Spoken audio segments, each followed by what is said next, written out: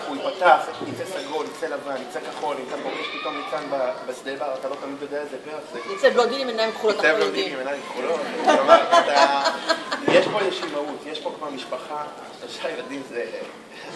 אני אומר, מי מטפל פה? אחד הגילים.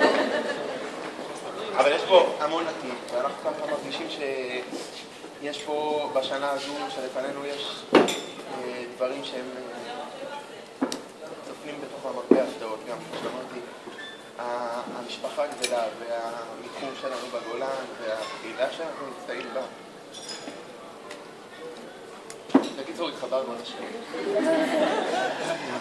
אז אני רוצה באמת להגיד שוב תודה לכולם, מי שבא, זה הגולן, אנחנו מכירים, זה רחוק, נכון, רחוק ממנו, לא רחוק.